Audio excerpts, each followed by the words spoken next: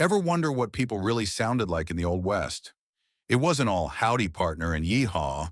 In fact, some of the slang tossed around in dusty saloons and frontier towns was downright bizarre. From insults that would confuse a modern cowboy to quirky phrases that made perfect sense only on the 1800s frontier, these words give us a hilarious glimpse into how folks actually talked back then. So saddle up and get ready to laugh. Here are 10 hilariously strange slang terms that were all the rage in the American Old West. Which one's your favorite? Drop a comment below and let me know. And don't forget to subscribe to the channel for more fascinating stories from the Wild West. Like every era and social group, the Old West had its own unique language, a colorful vocabulary shaped by the people who lived there. Many settlers, cowhands, prospectors, and pioneers were far from polished in their speech. Most came from humble backgrounds and spoke in a direct, practical way that reflected their rugged surroundings and day-to-day challenges. Even those who struck it rich in gold fields, built successful ranches, or claimed vast stretches of land often lacked the refined manners and polished speech common in the cities of the East Coast. Instead, they spoke plainly, blending regional dialects, folk expressions, and frontier-born phrases into a language that was as untamed as the land itself. Because of this, slang wasn't just casual talk, it was part of daily life. These expressions captured the humor, hardships, and attitudes of people living on the edge of civilization. And contrary to what younger generations might think today, slang is nothing new. It's been part of human conversation for centuries, and the American frontier was no exception. So let's explore some of the most entertaining and peculiar slang terms that echoed through saloons, ranches, and mining camps across the Wild West. After reading them, try slipping a few into your everyday conversations. You might just start a new trend among your friends and family. Highfalutin. On the frontier, people valued humility and hard work far more than social status or wealth. Anyone who acted as though they were better than the folks around them quickly earned a reputation, and not a flattering one. After all, the Old West wasn't a place for fancy banquets or exclusive clubs. It was a land built by people who endured hardship, relied on one another, and respected those who pulled their weight. So when someone showed up acting self-important or overly refined, locals often responded with humor and plain-spoken honesty. That's how the term highfalutin became part of frontier vocabulary.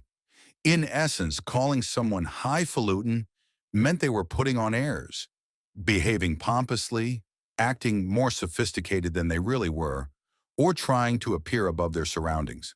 While some language historians have suggested a possible link to the Dutch word verluten, meaning stilted, this connection is unproven and likely just a bit of linguistic folklore. The true origin of the phrase remains uncertain. So if a friend starts acting a little too self-important or carries themselves with unwarranted grandeur, you can always bring them gently back to reality by calling them highfalutin, just as the cowhands and settlers of the Old West once did. Backdoor trots.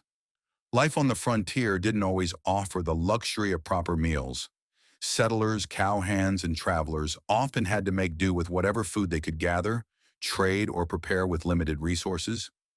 On good days, there might be enough supplies to cook a satisfying meal to share with companions around the campfire. But more often than not, meals were simple, improvised, and far from gourmet. Sometimes that meant roasting a small animal caught on the trail, boiling whatever was available, or simply relying on a cup of strong, bitter coffee to keep weary travelers awake after a cold night under the stars. These unpredictable diets, paired with questionable water sources and inconsistent food quality, frequently led to digestive issues that were simply accepted as part of life on the range. One particularly common experience even earned its own colorful name, the backdoor trots. It was a humorous way of describing what happened when a person suddenly had to hurry off to relieve themselves after a less than ideal meal. The phrase reflected the candid, unfiltered nature of frontier speech, a way to laugh at an unpleasant but unavoidable reality. While it might sound crude to modern ears, slang like this offers a surprisingly honest glimpse into daily life on the American frontier. It shows that people of the Old West met hardship, even the most uncomfortable parts, with a mix of practicality and humor. 4. Flusher.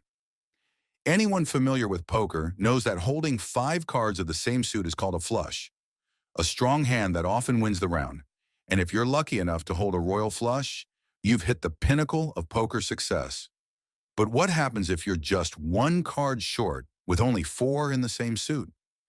In that case, your hand is worth very little. On the 19th century frontier, gamblers had a special term for that situation: 4-flusher. Originally, it described a player who tried to bluff their way through a game, pretending to have a winning hand when, in truth, they had nothing at all. As time passed, the term evolved beyond the card table and found a broader meaning in everyday life. On the frontier, a 4-flusher became a label for anyone who exaggerated their abilities, made empty promises, or tried to impress others with false claims. It was a colorful way to describe someone who appeared confident and capable on the surface, but lacked substance underneath. This bit of Old West slang still feels surprisingly relevant today. After all, people who talk big but deliver little, the modern-day 4-flushers, are still around, just as they were on the frontier more than a century ago. Cattywampus. The word cattywampus has always caused a bit of confusion. Even in the Old West, there's no universal agreement on how to spell it, and you'll see several variations, from cattywampus to cattywampus. The pronunciation also differs depending on who's saying it. But no matter the spelling, its meaning has remained consistent. Something that's off balance, crooked, or simply not the way it should be. In frontier towns and across the expanding United States, people use cattywampus to describe anything that seemed out of place or askew. A crooked fence, a misaligned wagon wheel, or a plan that didn't go quite right, all could be called cattywampus. It was an everyday word for everyday problems. Linguists trace the term's first recorded use in America to the 1830s, originally appearing as an adverb, cattywampously. As settlers moved westward, the word traveled with them, becoming a familiar part of frontier vocabulary. There's even a claim that Charles Dickens once used the term in Martin Chuzzlewit, but there's no solid evidence to support that. By the time that story was told, the word was already firmly established in American English. So the next time something looks crooked, misaligned, or just a little off, you can call it what 19th century pioneers did: cattywampus. However you choose to spell it, the meaning remains unmistakable. Prairie stuff. Life on the frontier revolved around the vast open prairies, and naturally many of the slang terms born in the Old West were inspired by that landscape.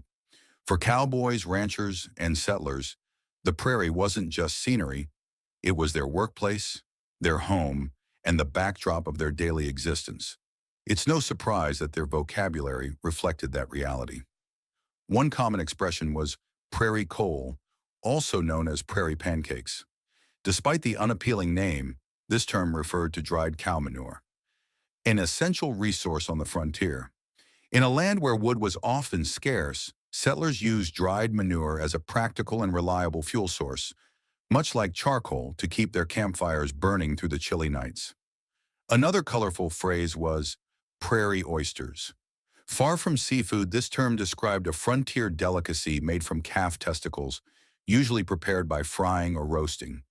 Known today as Rocky Mountain oysters, the dish remains a curious and surprisingly popular part of Western culinary tradition. Then there was Prairie Dew, a poetic nickname for whiskey. This favorite drink among cowhands and pioneers was often shared around the fire after a long day's work, and the euphemism reflected both its importance and its ubiquity in frontier life. Finally, settlers came up with the term prairie tenor to describe the coyote. The name was a humorous nod to the animal's distinctive high-pitched howls that echoed across the plains, a kind of wild music that became part of the prairie's natural soundtrack. These expressions reveal not only the resourcefulness of people on the frontier, but also their creativity and humor. Even in the most rugged conditions, they found ways to describe their world with wit, practicality, and a deep connection to the land around them. California widow. One of the most imaginative pieces of Old West slang was the term California widow. During the westward expansion of the 19th century, countless men from the East Coast and the American South headed westward, hoping to transform their fortunes. Some sought opportunities in farming or cattle ranching, while others made the long journey all the way to California in search of gold and prosperity. In many cases, these men left their families, and especially their wives, behind, intending to send for them once they had established a stable life on the frontier.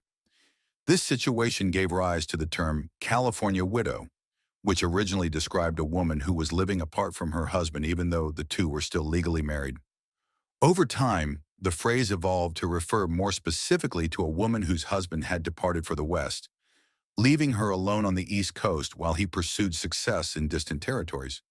In essence, she was a widow not because of death, but because of the long separation caused by her husband's ambitions. For some couples, this separation ended with a reunion. Once the husband secured land, wealth, or opportunity, he might send for his wife to join him. For others, the distance became permanent, and the California widow was left to build a new life on her own. The phrase captures both the hope and the heartache that accompanied America's westward expansion. Barkin' stuff. Much like the many phrases inspired by the prairie, the word bark was another staple of frontier slang, often woven into new expressions that reflected life in the Old West. It appeared in a variety of contexts, each revealing something about the language and lifestyle of the time. One of its more unsettling uses was the phrase "to bark someone," which referred to the act of taking a scalp.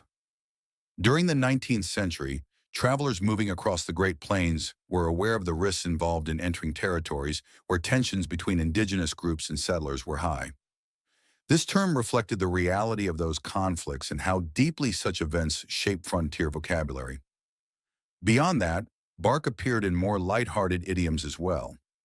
The saying, "barkin' at a knot," described a situation where someone was wasting effort, either by attempting the impossible or by talking endlessly without accomplishing anything. It was a colorful way of calling out futile actions or meaningless chatter. Another creative expression was barking irons, a term for pistols. The phrase likely came from the loud, sharp sound they produced when fired. For settlers and travelers venturing into uncertain territory, carrying their barking irons offered a sense of security on the open plains. These uses of bark show how frontier language evolved from real experiences, some born out of hardship and conflict, others shaped by everyday life and humor. Together, they paint a vivid picture of how language adapted to the challenges and character of the American West. Toad strangler. Have you ever seen a sudden heavy rainstorm roll in out of nowhere? The kind that drenches everything in minutes and then disappears just as quickly? On the American frontier, there was a colorful term for that: toad strangler. Sometimes called a toad choker or by other similar names, it described those brief but intense downpours that soak the land in a flash. The term paints a vivid image: rain so heavy it could overwhelm even the smallest creatures, and it perfectly captured the dramatic nature of these storms. They were common across the vast plains and prairies of the Old West, where the weather could shift from calm to chaotic in moments. The phrase didn't actually originate on the frontier, though. Its roots trace back to the American South, where it was widely used in states like Arkansas and Louisiana to describe sudden, torrential rains. By the late 1800s, as settlers from the South moved westward, they brought the expression with them. Soon, pioneers in Texas, Oklahoma, and beyond were using toad strangler as part of their everyday language. A lighthearted, imaginative way to talk about the unpredictable storms that swept across the wide, open landscapes they called home. Gutter snipe. In the mid to late 19th century, the slang term gutter snipe emerged to describe one of the most visible and heartbreaking social realities of the time: children living on the streets. These were often orphans or runaways with no family support, forced to survive however they could in rapidly growing cities like New York, Boston, and Philadelphia. They sought shelter in doorways, under shop awnings, and even in the gutters themselves, scavenging for scraps of food, discarded newspapers, or anything they might sell for a few cents. Urban society had a variety of names for these children. The most common was street urchin, a term widely used in newspapers and literature of the period. In a more ironic twist, some observers, especially in the financial districts of cities, referred to them as street corner brokers. It was a darkly humorous way of highlighting how these children traded in whatever goods they could find in the refuse of the streets. These young people were often viewed with suspicion and fear by polite society. To many, they represented disorder, poverty, and the darker side of urbanization. Yet behind the dismissive labels was a deeper truth. These children were casualties of industrial growth, immigration waves, and social inequality, struggling to survive in a world that had little space for them. As settlers moved westward during the latter half of the 1800s, the language of the cities, including the term gutter snipe, traveled with them. While frontier towns and mining camps were far less urbanized, the phenomenon of displaced and impoverished individuals wandering from settlement to settlement was still present. Many of these people, though not always children, lived on the edges of society, doing odd jobs, collecting discarded items, or relying on the generosity of strangers to get by. Although gutter snipe was more common in eastern cities, it gradually became part of the broader American vocabulary, symbolizing anyone who lived on the society's margins, poor, homeless, and largely invisible. The word remains a vivid reminder of a difficult chapter in American social history, revealing how poverty, industrial expansion, and westward migration shaped the language and the lived experiences of the 19th century. Words for whiskey. One thing that defined daily life in the Old West, perhaps more than anything else, was the culture surrounding alcohol. On the frontier, the saloon wasn't just a place to drink. It was a vital social hub where people gathered to share news, gamble, conduct business, and momentarily escape the harsh realities of frontier life. With few forms of entertainment available, drinking became a ritual woven into the fabric of everyday existence.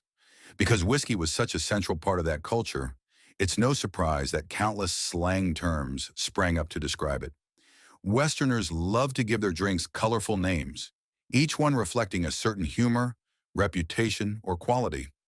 Whiskey might be called dust cutter, a nod to its ability to wash away the dryness of a long ride, or disturbance promoter, a tongue-in-cheek reference to the lively behavior that often followed a few drinks. Other nicknames included scamper juice and bug juice, both playful phrases highlighting whiskey's strong kick. A well-known Irish brand was simply referred to as number 9. Frontier drinkers also had words to describe specific types or qualities of whiskey. Red-eye was the term for cheap, harsh liquor that burned on the way down, a staple of rough saloons and trail towns. Old McBrayer referred to a Kentucky sour mash whiskey with a distinctly bitter edge, while Rock and Rye was a sweeter, bottled blend made from rye whiskey, rock candy, and occasionally bits of fruit, offering a rare treat on the frontier. Perhaps the most famous term of all was 40 rod. A rod is 16.5 feet, so 40 rods equals about 660 feet, or roughly 1/8 of a mile. The name spoke to the whiskey's formidable strength. It was said that a drinker could either muster the courage and energy to walk that entire distance after downing a glass, or be unable to make it even a few steps. Either way, 40 Rod earned its reputation as a powerful and inexpensive spirit. The sheer variety of slang reveals just how deeply whiskey was woven into frontier society. It wasn't merely a drink. It was part of the language, culture, and identity of the Old West. Every nickname told a story about how people related to alcohol. As a comfort on lonely nights, a social lubricant in dusty saloons, and sometimes a symbol of the rugged, untamed spirit that defined life on the American frontier. The Old West wasn't just about dusty trails, saloon doors, and cattle drives.